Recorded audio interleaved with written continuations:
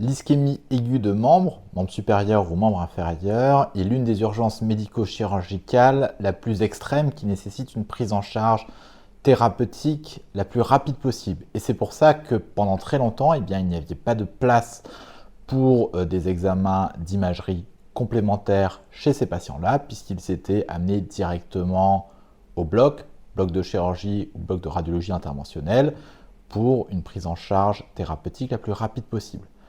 Avec l'avènement de l'angioscanner, avec la disponibilité croissante du scanner, avec l'installation des machines directement au sein même du SAU, eh bien, il y a un accès de plus en plus rapide et de plus en plus facile à l'imagerie qui fait que ces pratiques, ces dogmes sont en train de se modifier et pour ce type de patient, eh bien, de plus en plus fréquemment, on va avoir tendance à passer par la case angioscanner avant d'aller plus loin pour la case bloc opératoire, bloc de radiologie interventionnelle.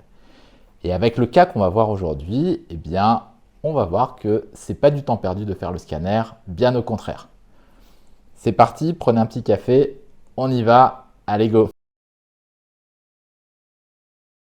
Il s'agit d'un homme d'une quarantaine d'années qui consulte au SAU pour des douleurs du membre supérieur droit, douleurs qui s'accompagnent d'une pâleur et d'une froideur du membre en question. Alors, à l'interrogation, on voit que les douleurs ont en fait commencé il y a quelques jours, 48 à 72 heures, mais que la pâleur est apparue, elle, très rapidement, c'est-à-dire dans les quelques heures qui ont suivi sa consultation aux urgences. À l'examen clinique, il y a effectivement une abolition des poules. Le patient n'a pas d'antécédent particulier, il n'est pas fumeur, il n'a pas d'antécédent vasculaire, il n'a pas d'antécédent génétique particulier. Et devant cette ischémie aiguë / subaiguë du membre supérieur droit, un angioscanner est demandé en urgence et c'est l'examen qu'on va regarder ensemble. Voici donc la coupe axiale ou les coupes axiales de l'angioscanner qui ont été réalisées et on va déjà parler d'un point technique. Pourquoi le scanner semble un petit peu bizarre entre guillemets, eh bien parce que l'acquisition a été réalisée en mode Superman. Vous voyez ici, nous avons la table, donc le patient n'est pas en décubitus dorsal, mais le patient est en décubitus ventral, comme on peut le voir sur cette reconstruction 3D. Vous voyez, il repose donc en avant avec le bras incriminé vers l'avant. Ceci permet d'avoir une immobilité meilleure du bras en question et donc d'avoir un petit peu moins d'artefacts de mouvement que si on mettait le bras en arrière en décubitus dorsal. Donc c'est pas obligatoire, mais la technique Superman peut parfois aider dans les cas un peu difficiles ou quand les patients sont douloureux notamment à réduire un peu les artefacts cinétiques. On a injecté le produit de contraste dans une veine au membre supérieur gauche, de manière contralatérale, de façon à ne pas avoir ce bolus dense de produit de contraste veineux qui vient gêner l'analyse des artères du membre supérieur droit. Donc on l'injecte en règle générale toujours du côté contralatéral à la lésion et on va analyser. Alors l'analyse, évidemment, on la fait d'abord en coupe axiale. Alors qu'est-ce qu'on va regarder? Eh bien on va regarder depuis les cavités gauches jusqu'à la distalité du membre supérieur droit. Au niveau de l'aorte ascendante, c'est tout à fait normal, le diamètre est normal, il n'y a pas d'athérome, il n'y a pas de thrombus. La crosse aortique est également normale, il n'y a pas de thrombus, et nous allons continuer sur les artères du membre supérieur droit. Voici à ce niveau le tronc artériel brachiocéphalique qui est normal. Il s'agit ici simplement d'un artefact d'atténuation lié au produit de contraste intraveineux. Nous avons ici l'artère sous-clavière droite. Nous poursuivons l'artère sous-clavière droite. Nous voyons ici une première anomalie. De quelle anomalie s'agit-il? Nous avons une augmentation du diamètre de l'artère sous-clavière droite en aval de cette zone anatomique extrêmement importante qui est le défilé thoraco-brachial, c'est-à-dire le passage depuis le thorax au membre supérieur. Et nous voyons ici effectivement que d'une part, l'artère est dilatée, on peut faire une mesure et on va voir qu'on a un anévrisme à environ 17 voire même 18 mm de diamètre maximal, et que cet anévrisme apparaît irrégulier avec un remplissage hétérogène et la présence de thrombus au sein de cet anévrisme. On peut se poser la question d'éventuellement une dissection surajoutée avec le distinguo assez net entre la zone circulante à l'intérieur de l'anévrisme et la portion thrombosée. Peut-être qu'il y a une dissection surajoutée avec vrai et faux chenal. Vous voyez en aval, on continue, donc on va être dans l'artère sous-clavière droite qui va devenir l'artère axillaire puis l'artère humérale droite. Vous voyez qu'ici on a une reprise correcte du flux, et puis plus en distalité, on a un signe extrêmement important. Alors on va zoomer dessus et on va regarder. Qu'est-ce qu'on voit? On voit la présence au sein de l'artère d'une portion circulante périphérique et d'un défect central. Ce défect central correspond à un thrombus. Le fait que le défect soit central sans adhésion aux parois signe le caractère récent du thrombus. On va continuer. Et donc on continue, on remonte, et là qu'est-ce qu'on voit? Le thrombus s'étend, et à un moment, l'artère est quasi complètement oblitérée. Et puis après, on voit quelques petites branches interosseuses, une reprise,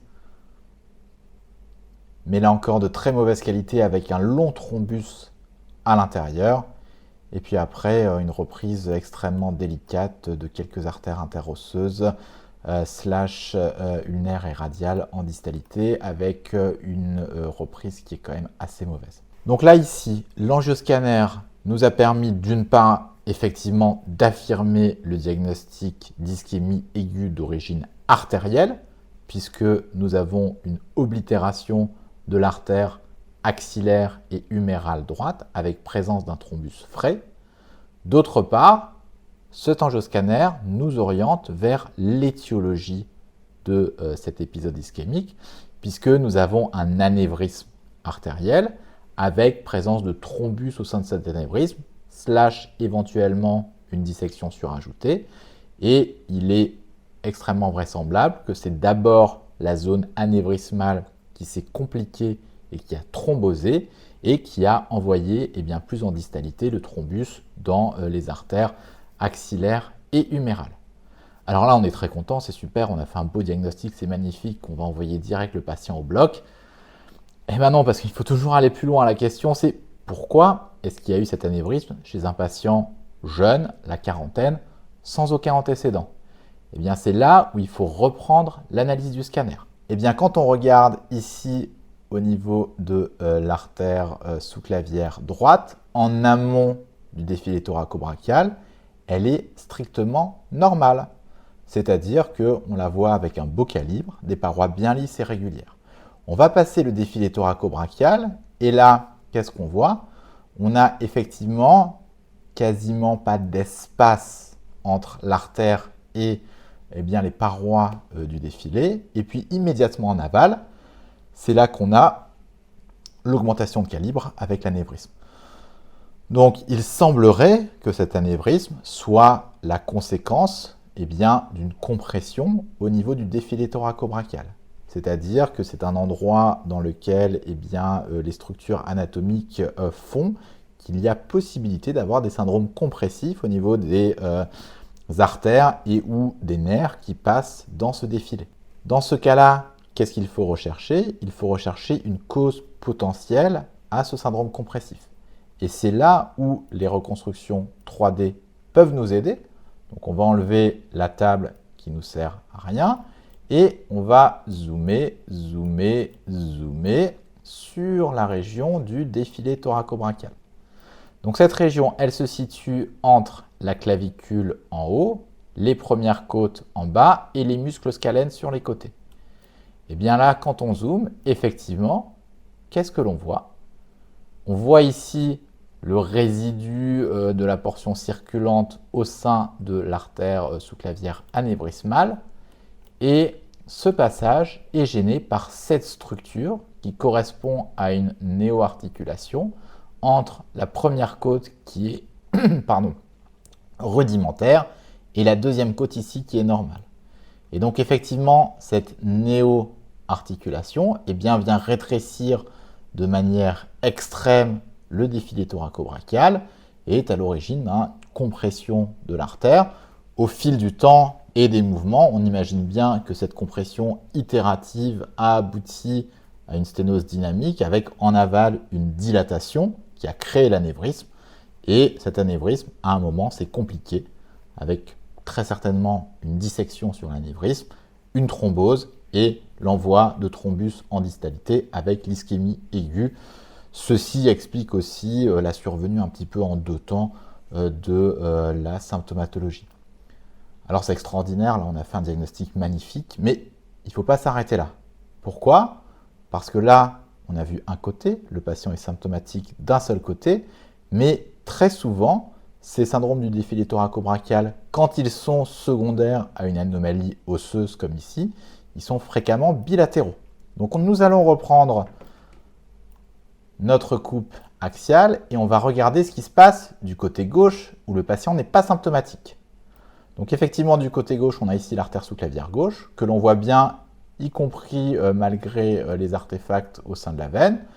On voit qu'elle passe, et là, incroyable, en aval du passage du défilé thoraco-brachial, nous avons de nouveau un anévrisme un peu plus petit que du côté droit. Il est mesuré à environ 12 à 13 mm, mais il est effectivement présent, significatif. Vous voyez une perte du parallélisme des bords. À quoi est dû cet anévrisme? Là encore, c'est les reconstructions 3D qui vont nous donner la réponse. Et effectivement, alors ces dernières sont un petit peu gênées par la présence du produit de contraste au sein des veines, mais nous voyons exactement comme ce qu'il y a du côté droit, et bien du côté gauche, nous avons aussi une néo-articulation entre une première côte qui n'est pas une côte cervicale, c'est vraiment une première côte qui est rudimentaire, et la deuxième côte ici qui est un petit peu plus développée. Alors, qu'est-ce qu'il faut retenir de ce dossier? Eh bien, l'angioscanner a été réalisé de manière extrêmement rapide, de par la disponibilité des machines, mais également de la proximité du scanner avec le SAU. Donc, ça n'a pas eu d'incidence sur le délai de prise en charge thérapeutique du patient. Cet angioscanner a permis de confirmer le diagnostic de manière rapide et efficace. Surtout, il a permis de confirmer l'étiologie et donc l'origine de cette embolie, ce qui a été extrêmement utile pour la suite de la prise en charge du patient. Effectivement, en urgence, le patient a eu une thrombectomie, donc on a essayé d'enlever le maximum de thrombus, et puis après, secondairement, il y a eu une prise en charge chirurgicale pour une tentative de levée d'obstacles au niveau du défilé thoraco-brachial. Donc c'est un bel exemple qui nous montre l'avantage de l'angioscanner en urgence dans les ischémies aiguës de membres, qui nous montre aussi l'intérêt d'une lecture complète de l'angioscanner, et puis l'intérêt aussi de ne pas se focaliser exclusivement sur le côté symptomatique, mais toujours d'aller rechercher de l'autre côté, puisque les facteurs favorisants peuvent être présents des deux côtés. Voilà, j'espère que ce dossier vous aura plu. Je vous dis à une prochaine et merci à vous.